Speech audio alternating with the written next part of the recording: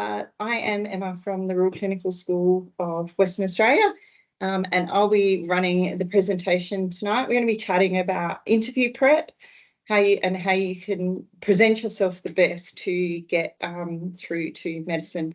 I've got Mary here with me, Dr. Mary Plant. Mary was an RCS student here in Bunbury 3 years ago now, so is an RMO in the Bunbury Hospital.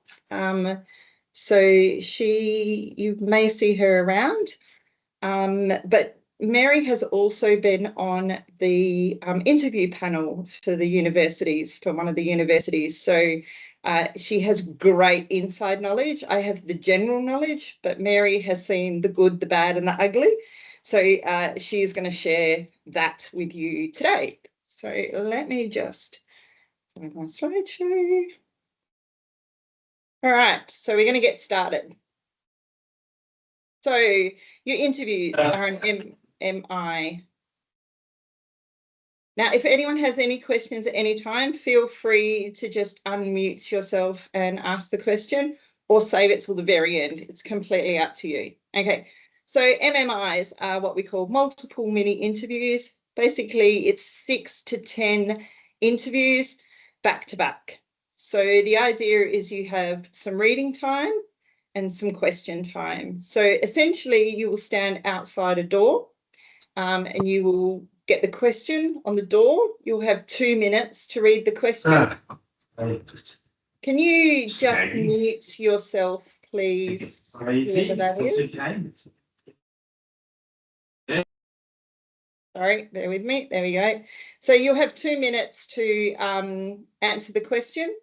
And from there, you have 2 minutes to read the question, sorry, and then you have 5 minutes to answer the question.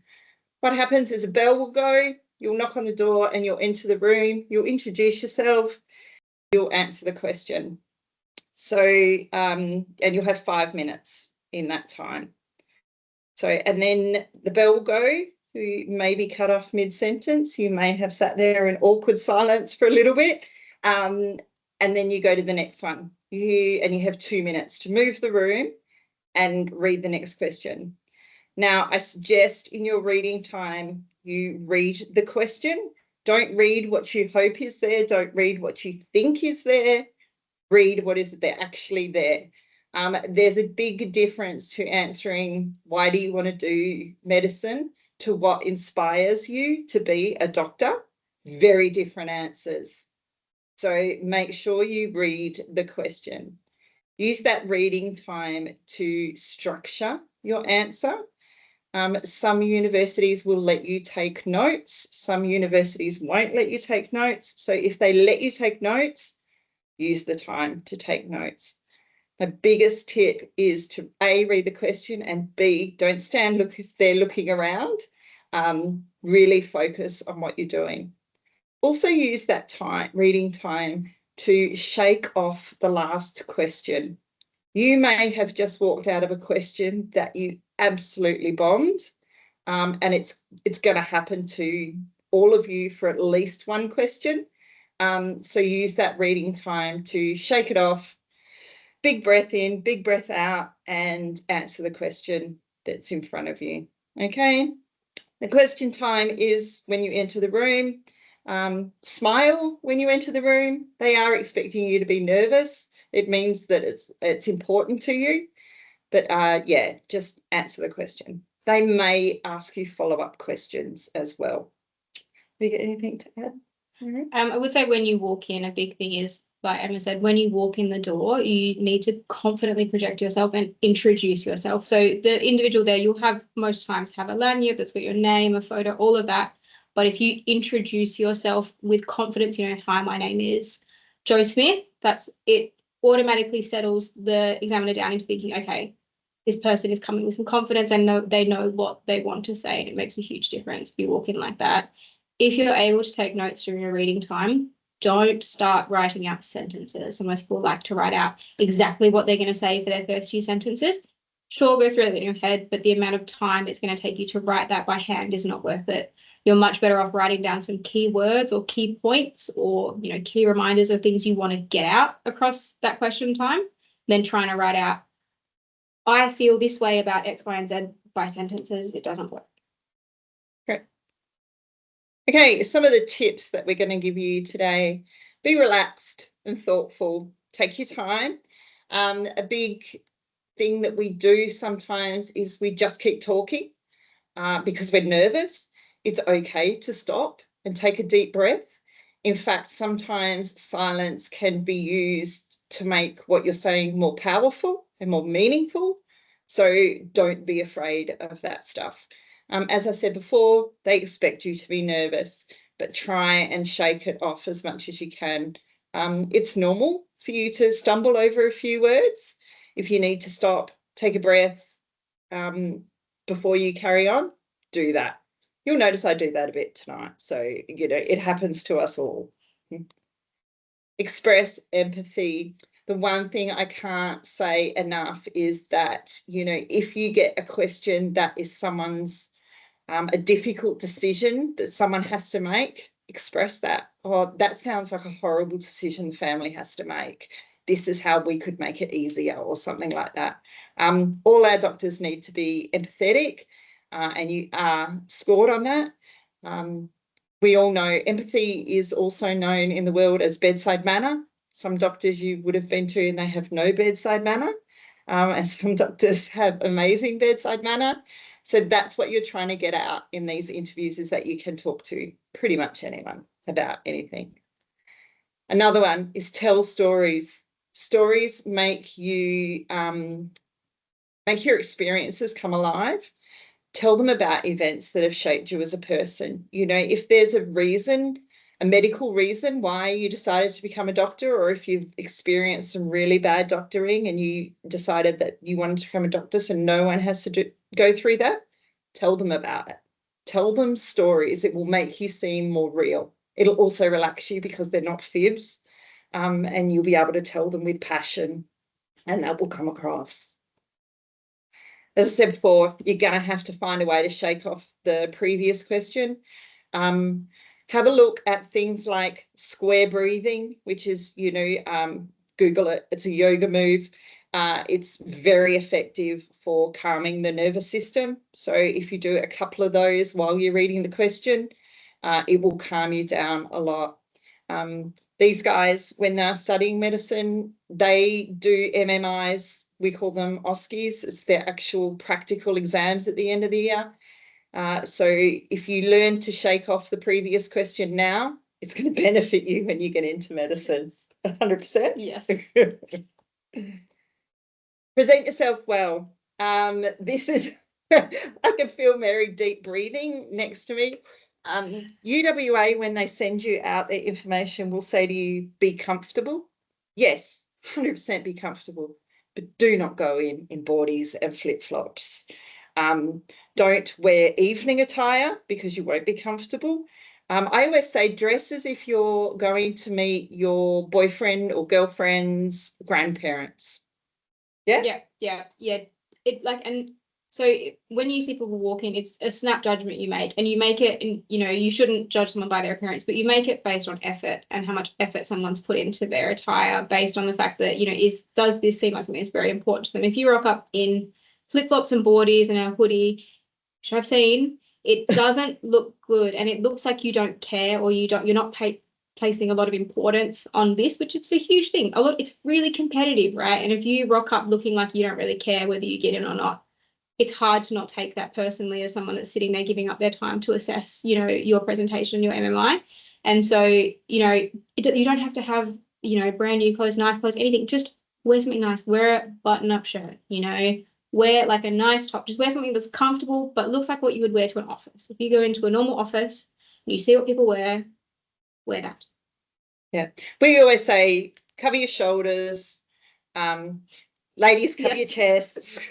Wear pants or a long skirt. Guys, probably pants is best. Even good shorts can look like you don't care.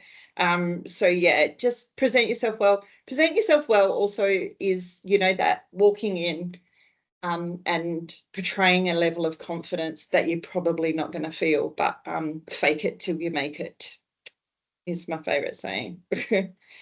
My biggest tip, do not pre-design your answers for questions you think you're going to get in the MMI. As I said before, there's pretty much always a question based around why you want to study medicine, but it could be worded as, why do you want to study medicine? When did you decide you wanted to study medicine? What interests you about medicine? What are advances in medicine? And if you just answer the bit that you think, oh, why do I want to study medicine? You're not going to be answering the question. So have themes that you want to touch on, have events and stories that you can add to any question and any scenario, but don't pre-design answers. Don't have a complete answer for any of the questions in your head. Yeah, you can't mush in whatever answer you've got. And you can tell when you're listening to someone who's trying to take the question in a certain direction, because, you know, once they get into that direction, they're very fluent in what they want to say. You can tell that they're not thinking about this question, but they're also not actually hitting the marking points. Like the mark we have, you know, it's a very strict criteria for every question, as there is always, same as OSCE is. So if you aren't answering the question directly, you're not getting those points. So there's no point, really. Yeah.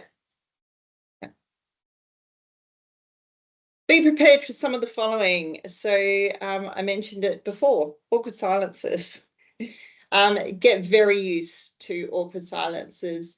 You have 5 minutes to answer the question. Some of the questions you can probably answer in 2 or 3 minutes. And the examiner will not chit-chat with you. And they may not have any follow-up questions. So you may just sit there in awkward silence.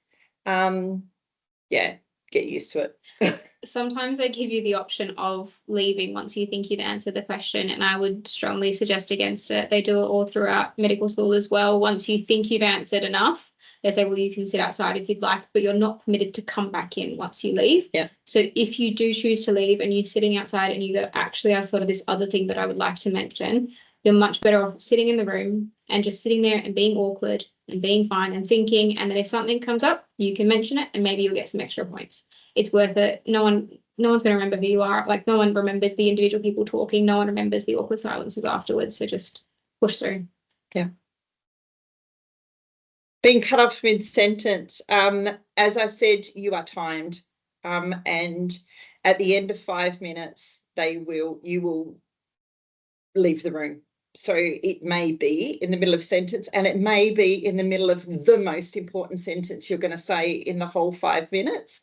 But anything you say after that bell will not be counted. So, yeah, you will be cut off mid-sentence.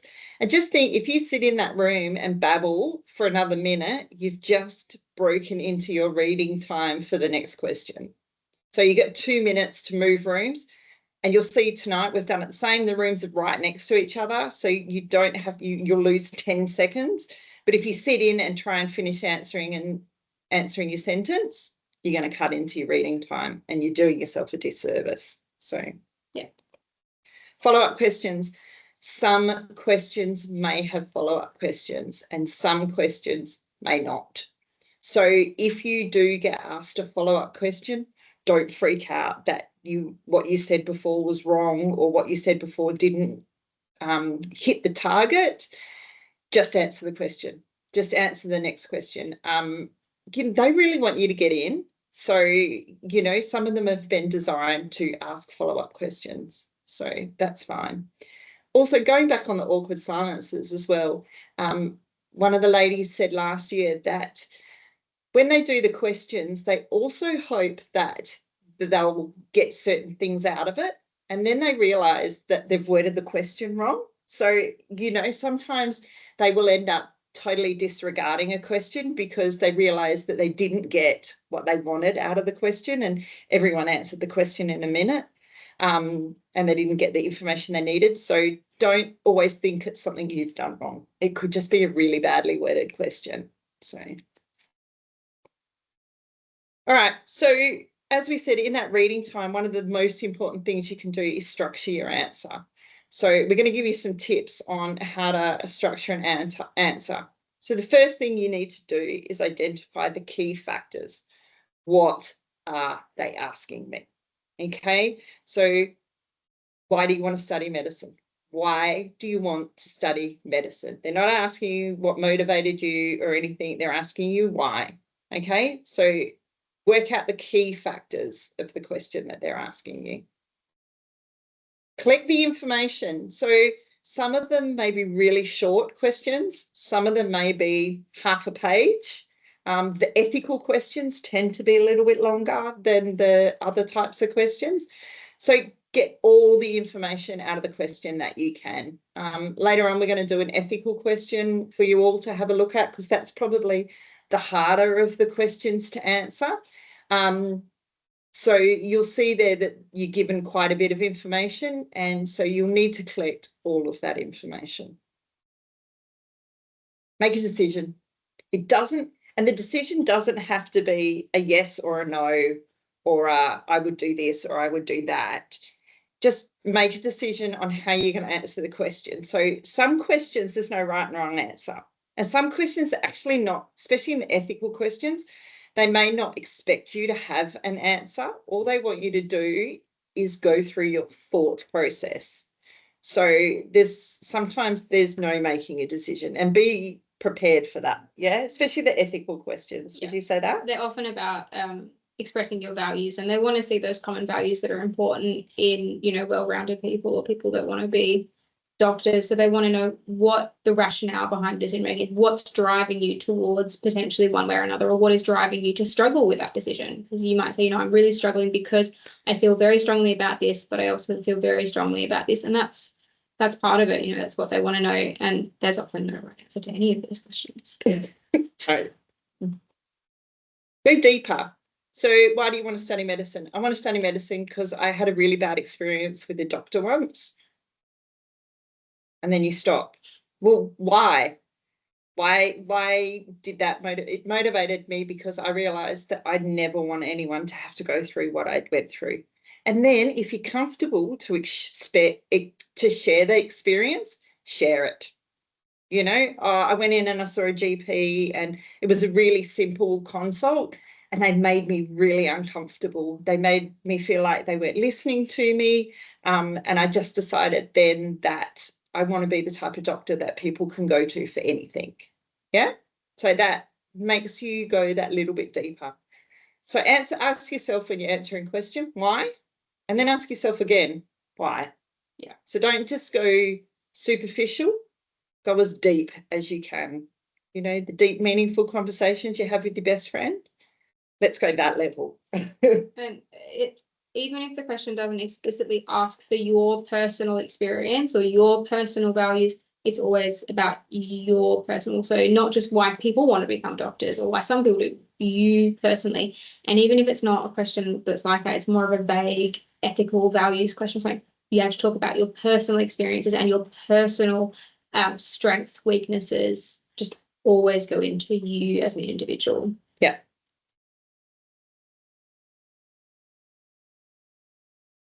So let's show you what some of the responses should include. Okay, so all of the questions are going to be about your communication skills, yeah, and your confidence in communicating with people at different levels, because you are going to have some people in there that are professionals. You're going to have some community members asking questions. You're going to have some young people. You're going to have some older people. So you're going to be able to need to communicate with them all. So show off your communication skills. Show off your critical thinking.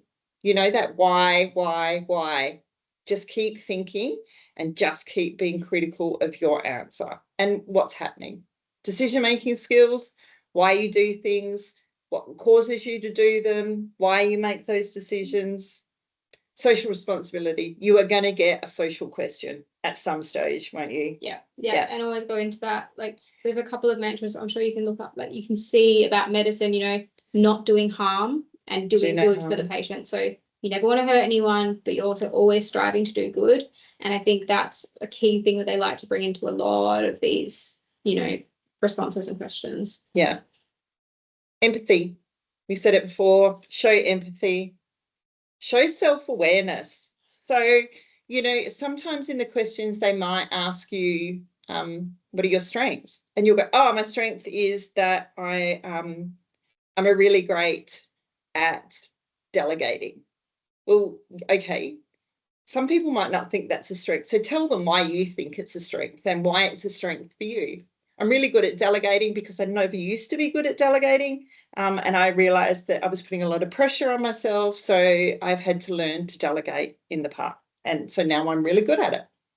But I still take ownership of what I'm doing. So be aware of the good and bad sides of it. And be aware, like, some of these questions are like worldly questions that are like, you know, a lot of you guys are high school students, and these are questions about like the world and big problems in the world and big ethical dilemmas and things like that. And it's sometimes nice to go, listen, I'll give you my perspective, but I'm coming from a perspective of someone who's just finished high school, who's never experienced X, Y, or Z, but I can understand how that might feel, or I've known someone that might understand X, Y, or Z.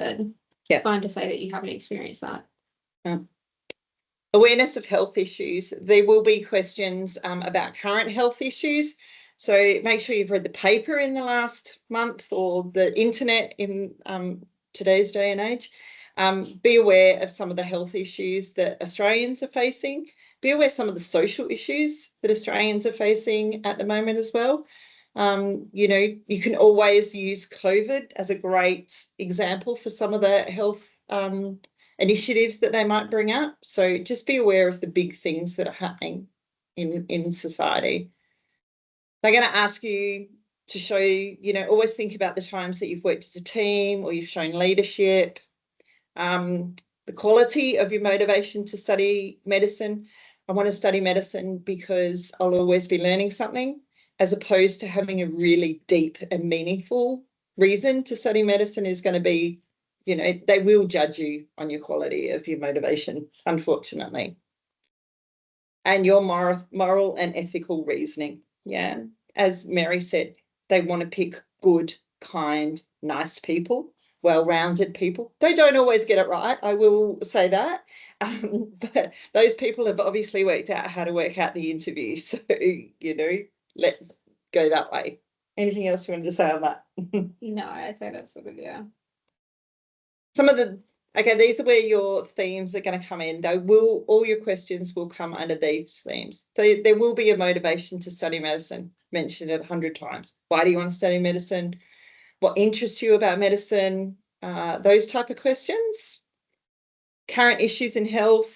You know, there's a lot going around at the moment about mental health. There's always stuff going on around about mental health.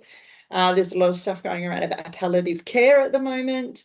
So just be aware of some of those big issues in health. And if you also have an issue in health that you're aware of because you've lived it or you've been in the family with someone that's lived it, you can always bring those up too. Be aware also of issues in health that are specific to regional patients as opposed to city patients.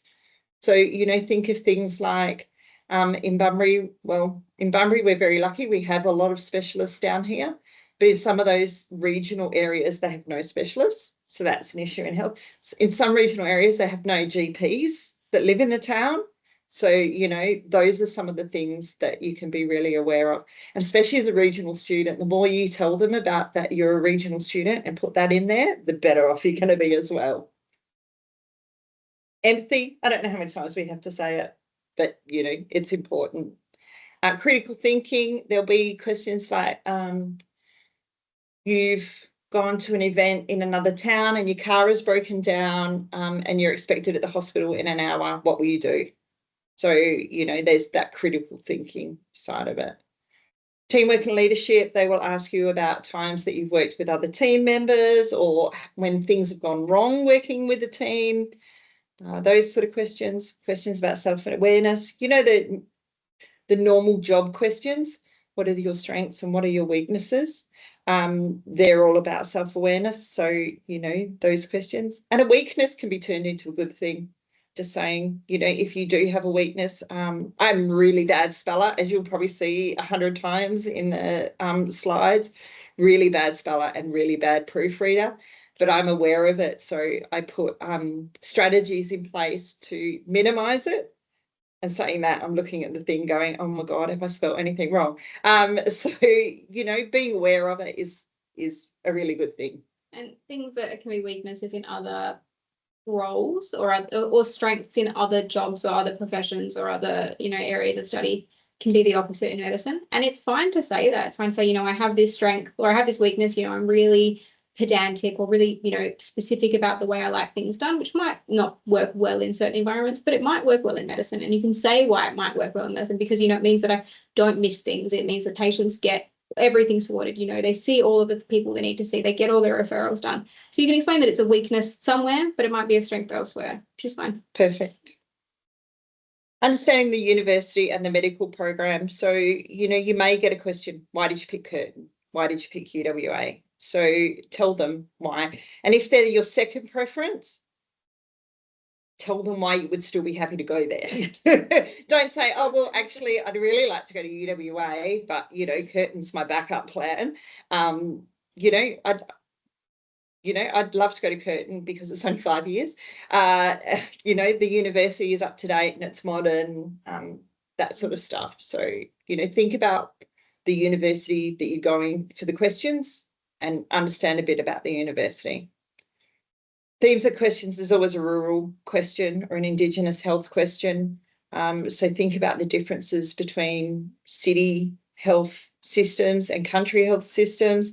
Indigenous health, they are prone to other illnesses and more chronic illnesses. So be aware of those things as well. And ethical questions. There's always the ethic ones. And we're actually going to concentrate the next part on the ethical questions because I think this is going to be the part that you will find the hardest because there's no right, wrong answer. And there's a real way to answer the question. So the rest of them, you probably can work out how to do those sort of questions on your own.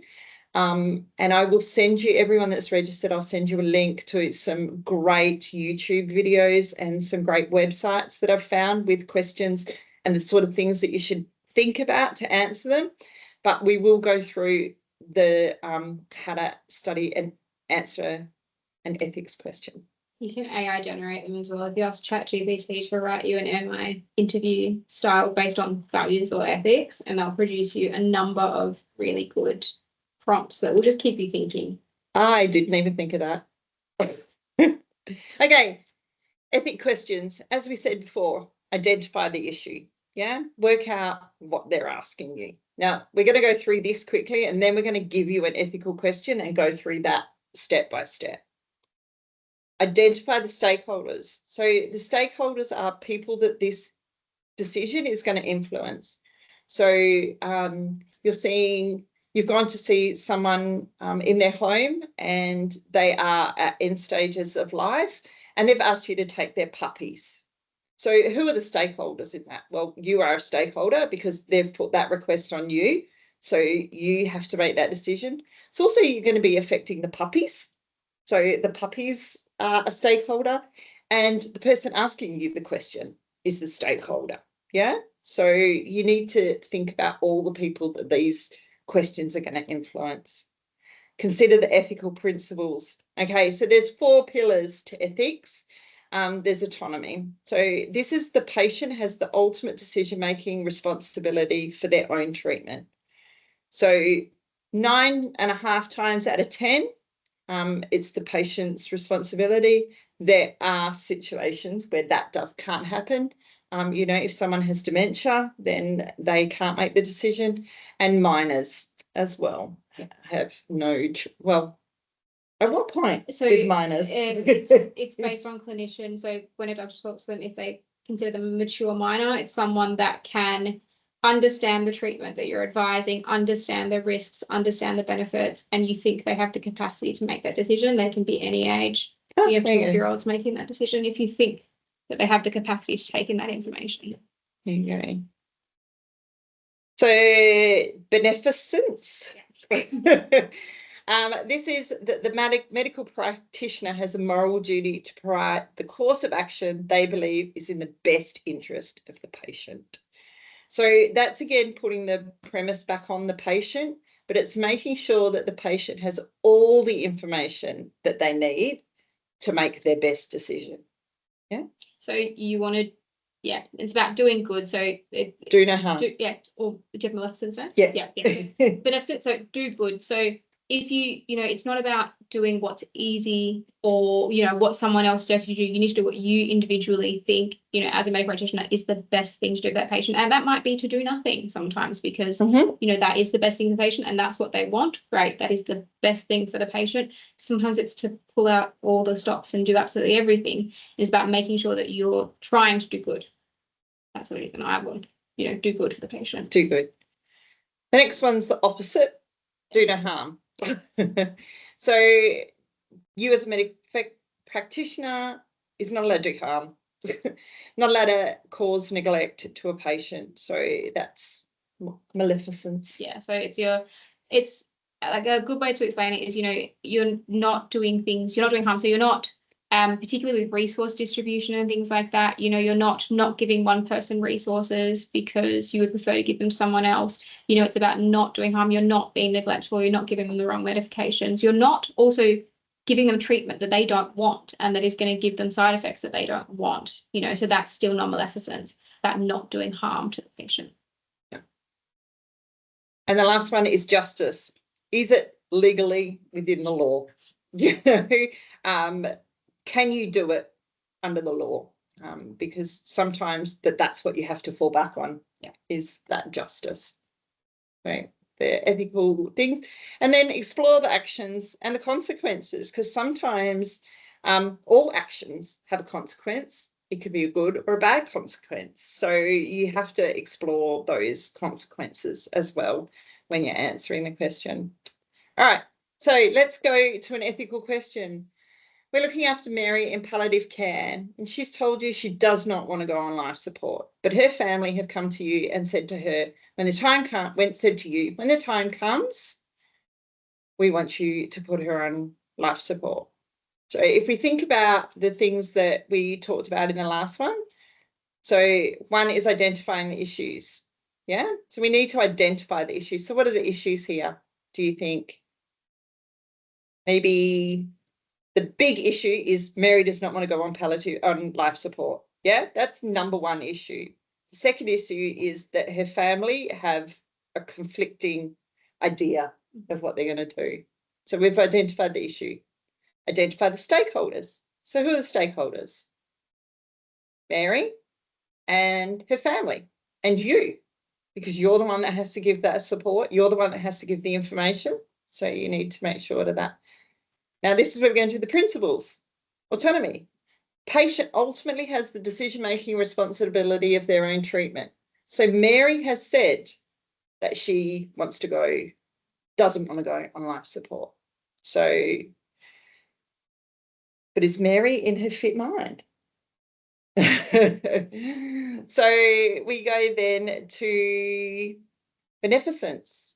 It's your moral duty to carry out the action that you think is in the best interest of the patient. Now, you might think, in your personal opinion, best interest of the patient is to put them on life support. But if Mary doesn't want that, is really that in Mary's best interest? Exactly. And if you look at this, you really read into the stem of this question, you're looking after Mary in palliative care. So Mary's in palliative care. She's being cared for in an environment where people are, have terminal conditions that they're not going to get better from, right? And she's told you that and if you have to take the stem at its word, and you could say, I would have to assume that Mary's told this to me when she's in her right mind, when she's not being delirious, based on all these things, and she doesn't have it's not going to, which I'm an advanced health stuff like that. So you have to, and you can say that. You can say, I'm assuming based on the stem that Mary has told this to me in confidence, and in her right mind. And that's in her best interest there. If I put her on life support in someone that's already in palliative care, they've got a terminal condition they're not going to get better from. Is that really going to benefit her in any way? Or is that just to give the family a few extra days? And then you could talk about them as a stakeholder and the fact that, maybe in their best interest, it would be to have Mary around for a little bit longer so they could say goodbye or arrange things or get people over from interstate. But I have to do what's right for my patient. Yep. So doing no harm, putting people on life support is harmful. So, you know, and it's not what Mary wants. So even if you tell Mary while she's in her right mind, oh no, sorry, I'm going to put you on life support, you're going to be vastly affecting her mental health in the short term. So you're doing harm. So yeah, think of those sort of things as well. Justice. Is it legal? So, and then we explore the consequences and the action. Now, I've just put some notes down here. So identify the issue. Mary's end of life request is not what the family wants. That's pretty much the issue. I guess the other thing, as Mary just said, that I didn't even think of, is Mary's in palliative care. So she's probably in ed stages of life anyway. So she's aware of that. Identify the stakeholders, Mary and her family. Another thing in that is we do have to consider, is Mary in a fit state to make this decision? You know, is she on palliative care because she has Alzheimer's and end stages dementia?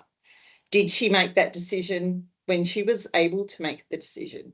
So we need to be aware of those types of things as well.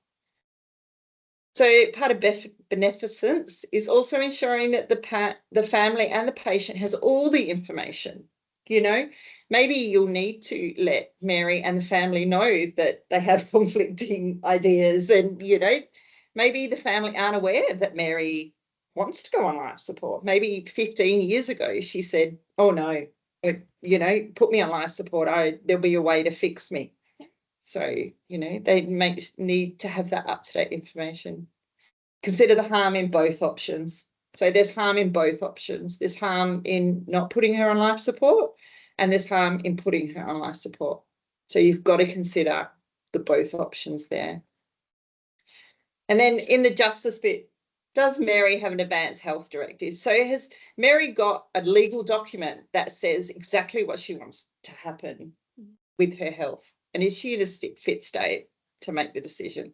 I'd say it's important that you don't need to know all that paperwork as well. You don't need to know what an advanced health directive is. You don't need to know what an enduring power of guardian is and all of that. But you know, and if you did, great. But if you don't, it's really easy to say, listen, I would like to look at all the documentation and any documentation of decisions Mary's made in the past, or even things she said to other doctors, which have been written down in medical notes, can all be looked at to use from a legal perspective.